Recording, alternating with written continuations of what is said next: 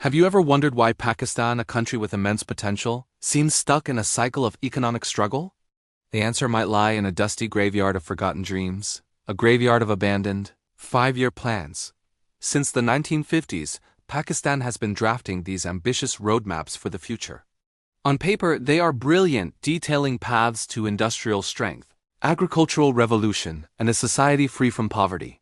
Yet almost every single one has met the same fate: abruptly cancelled, drastically changed, or starved of funds until it withered away. This isn't just a bureaucratic hiccup.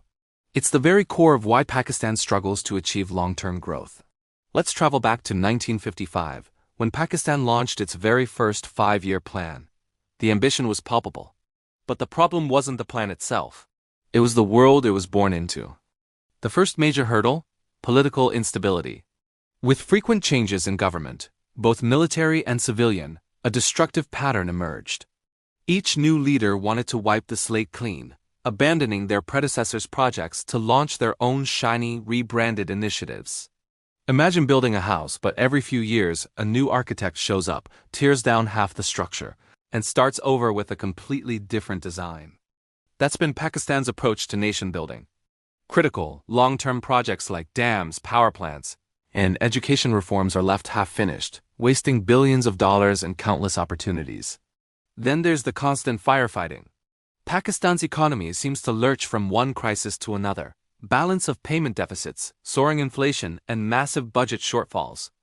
When you're constantly putting out fires, you don't have time to think about landscaping the garden. Long-term development spending, the lifeblood of any five-year plan, is always the first thing to be cut.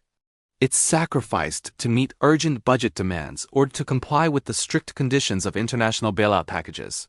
The grand plan becomes a fantasy novel, completely disconnected from the harsh reality of day-to-day economic survival.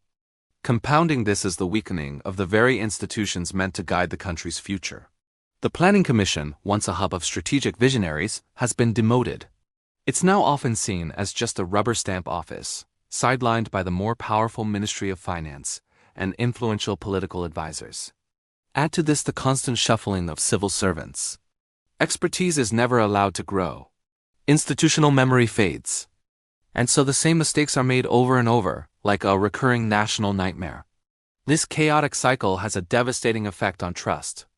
Think about it from the perspective of a local business owner.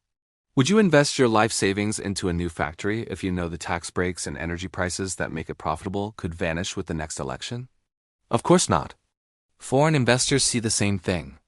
When they see major projects get cancelled or policies change overnight, they see immense risk. This climate of uncertainty scares away the very investment, both local and foreign, that is essential for any economic plan to succeed. The consequences of this planning paradox are written all over Pakistan's socio-economic landscape. Our industry has stagnated. While our neighbors in East Asia were building export powerhouses, we got stuck. Without consistent policies on tariffs, exports, and energy, Pakistan never managed to climb the manufacturing ladder. We remain heavily reliant on basic textiles, vulnerable to every little shock in the global market. Our infrastructure is crumbling. The start-stop approach has left us with chronic power shortages, inefficient roads and railways, and a looming water crisis. These are not just inconveniences.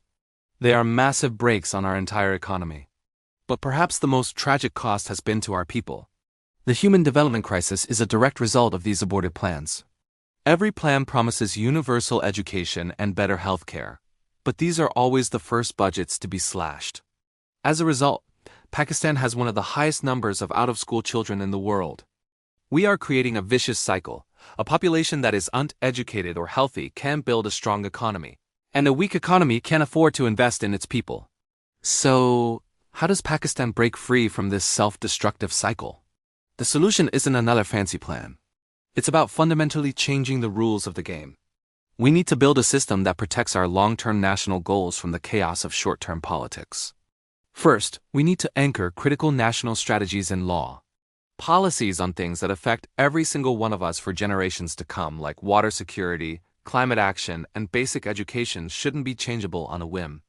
They should require a broad consensus, a supermajority in parliament, to be altered. This makes them national priorities, not political footballs. Second, we must empower an independent and technically skilled planning commission.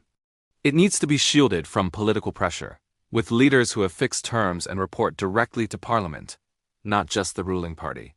It should be staffed by specialists who build careers there, becoming guardians of our long-term vision. Third, the nation needs to come together for a charter of the economy. Imagine all major political parties, the military, and business leaders sitting down and agreeing on the fundamental direction of the economy for the next 15 to 20 years. Things like tax reform, energy policy, and trade strategy would be set in stone. This would send a powerful message to the world. Pakistan is stable, reliable, and open for business, no matter who is in power. Finally, our parliament and our courts must step up. Parliamentary committees need to be empowered to constantly monitor these long-term projects, ensuring they continue even when governments change. And our judiciary can create legal precedents that protect nationally important projects from being cancelled without due cause. Pakistan's graveyard of abandoned plans is a sad monument to a system that has consistently chosen short-term, political survival over long-term national prosperity. But it doesn't have to be this way. The challenges are huge, but they are not impossible to overcome. What's been missing is a consistency of purpose. The choice is stark. We can continue on this familiar path of chaos and reaction, leading to more stagnation. Or we can find the political courage to forge a new consensus. By building institutions that last longer than election cycles and uniting around a shared vision for the future, Pakistan can finally turn its plans from forgotten documents into a lived reality. The blueprints for success have always been there. Now it's time to build. Thank you so much for watching.